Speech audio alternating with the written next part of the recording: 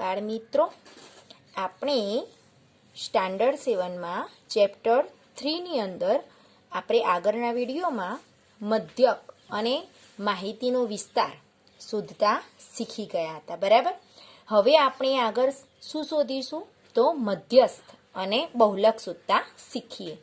તો મધ્યસ્થ કેવી રીતે શોધાય? તો આપેલી માહિતી હોય તેને ચડતા કે ઉતરતા ક્રમમાં, બંનેમાં ગમે તે રીતે તમે ગોઠવી શકો છો. ચડતા કે ઉતરતા ક્રમમાં ગોઠવતા બરાબર વચ્ચે જે બરાબર 8 સંખ્યા હોય, બરાબર, તો તેની વચ્ચેમાં વચ્ચે જે સંખ્યા આવે એટલે 4.5 આવે, બરાબર. 4 સંખ્યા આમ કરો ને 4 સંખ્યા આમ કરો તો બરાબર જે વચ્ચે રહેલો પ્રાપ્તાંક હોય એ માહિતીનો મધ્યસ્થ કહેવાય. હવે 9 સંખ્યાઓ હોય તો એની અંદર 4 આમ ને 4 આમ, તો વચ્ચે કયા નંબરની આવે? 5મા નંબરની. એટલે જેટલી સંખ્યા હોય એની વચ્ચે જે પ્રાપ્તાંક રહેલો હોય તેને આપણે મધ્યસ્થ મળે છે. તો મધ્યસ્થ કેવી રીતે શોધાય બાળ મિત્રો? તો આપેલી જે માહિતી હોય એને આપણે ચડતા કે ઉતરતા ક્રમમાં ગોઠવી દેવાની અને વચ્ચેમાં વચ્ચે જે પ્રાપ્તાંક રહેલો હોય એ આપણો મધ્યસ્થ હોય. ત્યાર પછી બહુલક કઈ રીતે શોધાય? તો આપેલી માહિતીમાં આપણે 1 થી વધુ વખત આવતો પ્રાપ્તાંક હોય. કેટલી વખત? 1 થી વધુ વખત જે પ્રાપ્તાંક આવતો હોય એ આપણું શું હોય? બહુલક હોય. તો ઉદાહરણ તરીકે આપણને 15 છે એ 3 વખત આપેલા હોય તો આપણો બહુલક કોણ કહેવાય બાળ મિત્રો? 15 કહેવાય. અને માહિતીમાં બહુલક જે હોય છે 1 થી વધુ વખત હોય. કેટલી વખત? 1 થી વધુ વખત બહુલક હોઈ શકે છે. ઉદાહરણ તરીકે આપણને આપેલી જે માહિતી છે એની અંદર 11, 12, 13, 14 એવી રીતે સંખ્યાઓ આપી છે 10, બરાબર. એની અંદર 15 પણ 3 વાર છે અને 12 પણ 3 વાર છે. તો આપણો બહુલક 2 કહેવાય. કોણ કહેવાય? 12 પણ કહેવાય અને 13 પણ કહેવાય, બરાબર. તો આપણે જે આ મધ્યસ્થ અને બહુલક છે એને આપણે ઉદાહરણ દ્વારા સમજીએ. તો એક્ઝામ્પલ તરીકે અહીંયા આપણે લીધું છે કે મધ્યસ્થ શોધવાનો છે. તો મધ્યસ્થ શોધવા માટે તમને જે અહીંયા માહિતી આપી છે, બરાબર. હવે અહીંયા કેવી માહિતી આપી છે બાળ મિત્રો? સંખ્યાત્મક માહિતી આપી છે કે અહીંયા કોઈના ગુણ નથી, કોઈની ઊંચાઈ નથી, કોઈનું વજન નથી. અહીંયા આપણને માહિતી આપી દીધી છે. તો હવે મધ્યસ્થ શોધવા માટે પહેલાં જે આપણને માહિતી આપ્યું હોય તેને તમારે ચડતા કે ઉતરતા ક્રમમાં લખવું પડે. તો અહીંયા આપણે પહેલા માહિતીને ચડતા ક્રમમાં લખીશું. તો માહિતીને ચડતા ક્રમમાં ગોઠવતા, બરાબર. આપણે માહિતીને ચડતા ક્રમમાં ગોઠવીએ. હવે જો આગળ તમે માહિતીનો વિસ્તાર શોધતા હતા એમાં પણ તમારે જે માહિતી હોય એને ચડતા ક્રમમાં ગોઠવવી પડે, બરાબર. તો પહેલાં આ બધી સંખ્યા છે એમાં સૌથી નાનામાં નાની સંખ્યા શોધવી પડે. તો જો અહીંયા 49 છે, બીજું તો કોઈ નાનામાં નાની છે નહીં. એટલે અહીંયા આપણે પહેલાં લખીશું 49, બરાબર. એટલે અહીંયા તમે ચેકો કે રાઉન્ડ કરો આ આવી ગઈ, બરાબર. હવે પછી જો 49 પછી જો 50, તો અહીંયા જો 53 છે, 55 છે, 59, પાંચડાવાળી 3 છે. એટલે પહેલું કોણ આવશે? 53. પછી જુઓ કોણ આવશે? 55, બરાબર. અને પછી કોણ આવશે? 59. જો પાંચડાવાળી લાઈન પતી. હવે જો છગડાવાળી લાઈન કોઈ છે? 6ની લાઈન. તો જો અહીંયા 2 સંખ્યા છે 64 અને 63. તો પહેલાં કોણ આવશે? 63 આવશે. અને પછી કોણ આવશે? 64 આવશે, બરાબર. હવે જો 6ની લાઈન પતી ગઈ. 7ની લાઈનમાં એક જ છે અહીંયા 73. તો આપણે અહીંયા લખી દઈશું 73, બરાબર. હવે જો 7ની લાઈન વાળું કોઈ નથી. હવે તમારે 2 સંખ્યા બાકી છે 85 અને 82. તો એમાં પહેલાં કોણ આવશે બાળ મિત્રો? 82. અને પછી કોણ આવશે? 85. તો જુઓ 2 વખત ચેક કરી દેવાનું. જુઓ તમારો જો ચડતો ક્રમ કે ઉતરતો ક્રમ ખોટો હશે તો તમારો આખો દાખલો ખોટો પડે, બરાબર. તો 49, 53, 55, પછી 59, 63, 64, 73, 82. આ દરેક એક પછી ધીમે ધીમે કેવી સંખ્યા મોટી મળે છે. હવે ગણી લો કોઈ રહી ગયું છે, બરાબર. તમે 82 પણ લઈ લીધા છે. 1, 2, 3, 4, 5, 6, 7, 8, 9.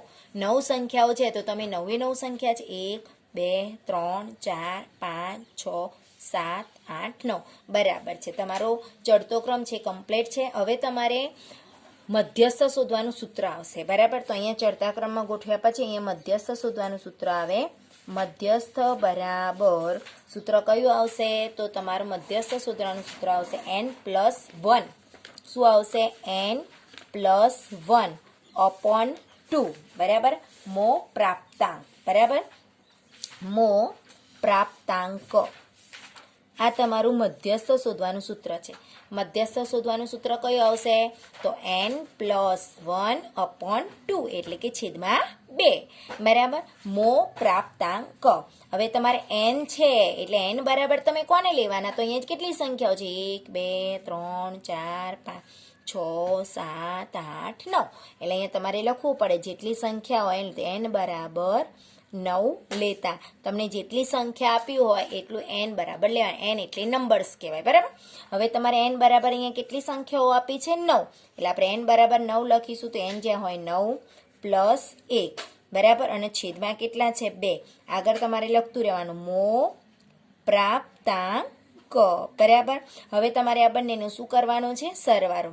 તો 9 ની અંદર 1 ઉમેરીએ એટલે કેટલા થઈ જશે બાળ મિત્રો? 10 ના છેદમાં 2 મો પ્રાપ્તાંક બરાબર. તો અહીંયા છેદ ઉડે છે. 2 પંચ્યા 10 બરાબર. તો શું થશે તમારે? પાંચમો પ્રાપ્તાંક બરાબર. પાંચમો પ્રાપ્તાંક. ચોથો આવે તો ચોથો લખવાનો. 3 આવે તો ત્રીજો લખવાનો બરાબર. 2 આવે તો બીજો એટલે અહીંયા જોવાનું. આપણે બોલીએ છીએ ને સાતમો, આઠમો, અહીંયા 8 આવે તો મો લખવાનો, પણ 4 આવે તો અહીંયા થો લખવાનો. ચોથો પ્રાપ્તાંક. હવે આપણો પાંચમો પ્રાપ્તાંક અહીંયા જે માહિતીને ચડતા ક્રમમાં ગોઠવીએ એમાં તમારે જોવાનું 1 2 3 4 5. આપણો પાંચમો પ્રાપ્તાંક કોણ છે બાળ મિત્રો? 63. કોણ છે? 63. તો જો 1 2 3 4 આ બાજુ 1 2 3 4 તો વચ્ચે કોણ આયા? 63 આયા ને. તો વચ્ચે જે બરાબર હોય એ આપણો મધ્યસ્થ હોય. તો આપણો વચ્ચેમાં વચ્ચે કઈ સંખ્યા આવી? પાંચમી. તો અહીંયા લખવાનું કે માહિતીને ચડતા ક્રમમાં ગોઠવતા પાંચમો પ્રાપ્તાંક કોણ છે? 63 છે. માટે મધ્યસ્થ 63 છે. જોયું? તમારે ચડતા ક્રમમાં જે સંખ્યા જે પ્રાપ્તાંક કીધો હોય એ પ્રાપ્તાંક હોય એ પાંચમું છે એ આપણો મધ્યસ્થ નથી, પણ પાંચમો પ્રાપ્તાંક આપણે ચડતા ક્રમમાં જે હોય એ જોવાનો, એ જ આપણો મધ્યસ્થ થાય. જવાબ કરીને લખવાનું માહિતીનો મધ્યસ્થ 63 છે. સમજણ પડી? પહેલાં તમારે મધ્યસ્થ શોધવા માટે શું કરવાનું? ચડતા ક્રમમાં ગોઠવી દેવાનું. ત્યાર પછી મધ્યસ્થ શોધવાનું સૂત્ર છે n+1/2 મો પ્રાપ્તાંક. n બરાબર તમને જેટલી સંખ્યા આપી હોય, હવે n બરાબર 9 એટલે જ્યારે એકી સંખ્યામાં હોય નંબર્સ ત્યારે તમારે આ સૂત્ર લગાવવાનું, પણ જ્યારે બેકી સંખ્યામાં એટલે કે 8 હોય 10 હોય 6 હોય તો તમારું એનું સૂત્ર અલગ આવે છે બરાબર. એટલે એકી સંખ્યા હોય ત્યારે તમારે મધ્યસ્થ શોધવાનું સૂત્ર કયું આવશે? n+1/2 મો પ્રાપ્તાંક. n બરાબર અહીંયા 9 છે એટલે આપણે 9+1/2 મો પ્રાપ્તાંક બરાબર. હવે જુઓ અહીંયા તમારે 9 + 1 છે એટલે 10 થયા. હવે પાંચમો પ્રાપ્તાંક આવ્યો. હવે ચડતા ક્રમમાં પાંચમો પ્રાપ્તાંક આપણું 63 હતું એટલે આપણે લખીશું માહિતીને ચડતા ક્રમમાં ગોઠવતા પાંચમો પ્રાપ્તાંક 63 છે. એટલે આપણો મધ્યસ્થ કયો થયો? 63 બરાબર. તો આ આપણે કેવું શોધ્યું? એકી સંખ્યા આપી હોય બરાબર, એટલે કે નંબર્સ એકી સંખ્યામાં હોય તો તમારે મધ્યસ્થ આ રીતે શોધવાનું. હવે બેકી સંખ્યામાં હોય તો એનો મધ્યસ્થ કેવી રીતે શોધવાનું એ આપણે જોઈએ.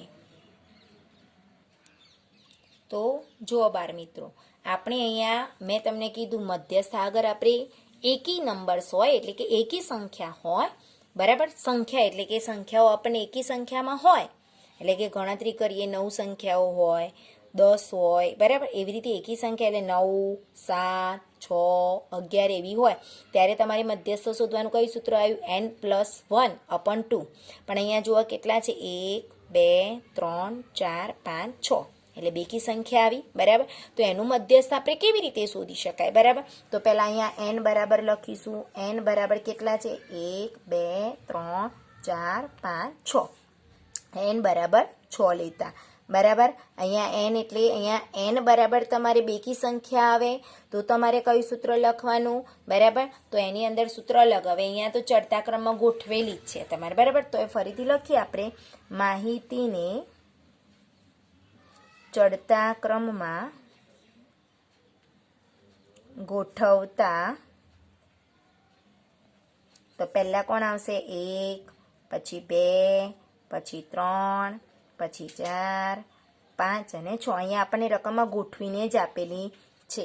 હવે તમારે મધ્યસ્થ શોધવાનું સૂત્ર કયું આવશે? તો જો યાદ રાખજો, અહીંયા એન બરાબર જ્યારે 6 એટલે કે બેકી સંખ્યા આવે ત્યારે એનું સૂત્ર બદલાઈ જાય. એકી સંખ્યા હોય ત્યારે પણ એનું સૂત્ર બદલાઈ જાય છે. તો અહીંયા લખીશું, માહિતીનો મધ્યસ્થ બરાબર n બરાબર upon 2, n upon 2 મો પ્રાપ્તાંક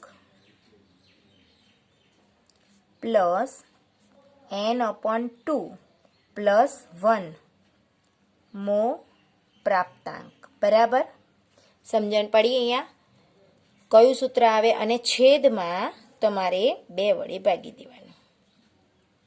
જ્યારે આપણે બેકી સંખ્યા હોય ત્યારે એનું સૂત્ર આવશે n upon 2 મો પ્રાપ્તાંક પ્લસ n upon 2 પ્લસ 1 મો પ્રાપ્તાંક અને છેદમાં 2. એટલે કે તમારે પહેલાં તો આ મધ્યસ્થ શોધવાના સૂત્ર છે નોટબુકમાં 10 વાર લખશો તો તમને યાદ રહેશે. એટલે પહેલાં સૂત્ર 2 વાર. હવે n બરાબર આપણે કેટલા લેવાના છે બાળ મિત્રો? 6. કેટલા લેવાના છે? 6. તો 6 છેદમાં 2 મો પ્રાપ્તાંક પ્લસ અહીંયા 6 upon 2 પ્લસ 1 મો પ્રાપ્તાંક, બરાબર. હવે અહીંયા છેદ ઉડશે 2 તારી 6, અહીંયા પણ છેદ 2 તારી 6 એટલે કે અહીંયા લખીશું ત્રીજો, બરાબર. ત્રીજો લખીશું, ત્રીજો પ્રાપ્તાંક પ્લસ 3 ને કેટલા થશે? 4 એટલે ચોથો પ્રાપ્તાંક છેદમાં તમારે કેટલા લખવાના છે? 2. અહીંયા તમારે છેદમાં લખવાનું રહી ગયું છે, જુઓ બાર મિત્રો, 2, બરાબર. તો અહીંયા તમે પહેલાં n upon 2 n બરાબર 6 લીધા, 6 છેદમાં 2 મો પ્રાપ્તાંક પ્લસ n upon 2 એટલે 6 છેદમાં 2 પ્લસ 1 મો પ્રાપ્તાંક અને છેદમાં 2. હવે 2 તારી 6 અને અહીંયા પણ 2 તારી 6 એટલે ત્રીજો પ્રાપ્તાંક પ્લસ અહીંયા ચોથો પ્રાપ્તાંક અને છેદમાં 2. હવે તમારે જોવાનું ત્રીજો પ્રાપ્તાંક કયો છે તમારો ચડતા ક્રમમાં? તો જુઓ 3 છે. કેટલા છે? 3. એટલે ત્રીજો પ્રાપ્તાંક 3 અને ચોથો પ્રાપ્તાંક કોણ છે? 4. આ બંને આપણા છે. તો 3 વત્તા 4 અને છેદમાં 2. તો 3 ને 4 કેટલા થશે? 7 છેદમાં 2. હવે 7 ભાગ્યા તમારે શું કરવું પડશે? 2 કરવા પડે, બરાબર. એટલે કે તમારે રફ કામ તમે કરી શકો. 7 છેદમાં 2 હોય એનો ભાગાકાર તમારે કરવાનો હોય, બરાબર. તો અહીંયા આપણે ભાગાકાર રફમાં કરીએ છીએ. તો જુઓ અહીંયા 7 છે એનો 2 જોડે તમે ભાગાકાર કરી દો તો 2 તારી 6, બરાબર. 7માંથી 6 જાય એટલે 1. હવે ભાગ ન ચાલે તો તમે શું કરશો? ઉપર પોઈન્ટ મૂકીને અને અહીંયા તમે 0 મૂકીને અહીંયા ઉતારી શકો છો. હવે 2 પંચ્યા 10, બાદ બાકી કરી 0માંથી 0 જાય, 1માંથી 1 જાય 0 એટલે તમારે કેટલા? 3.5, બરાબર.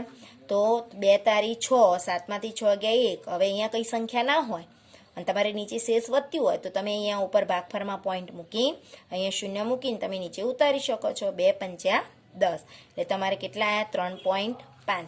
એટલે અહીંયા તમારે લખાય 3.5, બરાબર.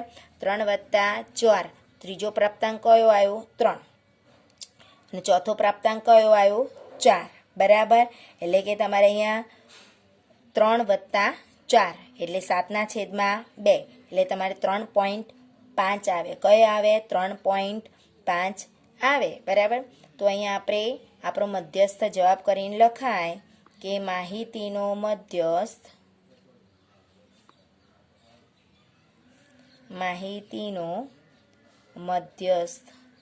3.5 થાય. સૂત્ર યાદ રાખો, જ્યારે n બરાબર અહીંયા બેકી સંખ્યા હોય ત્યારે તમારે આ સૂત્ર લખવાનું, n/2 મો પ્રાપ્તાંક પ્લસ n/2 પ્લસ 1 મો પ્રાપ્તાંક છેદમાં 2.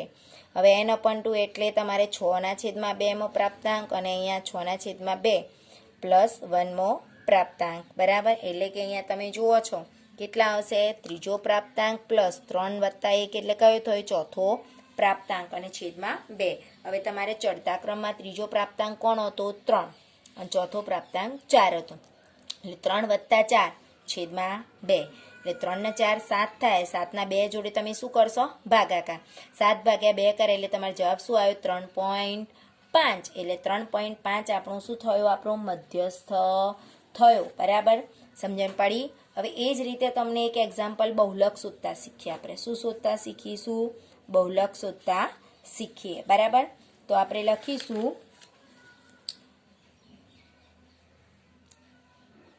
10, 15, 13, 18, 9, 17, 15, 19, 23 ને 15 નો બહુલક શોધો.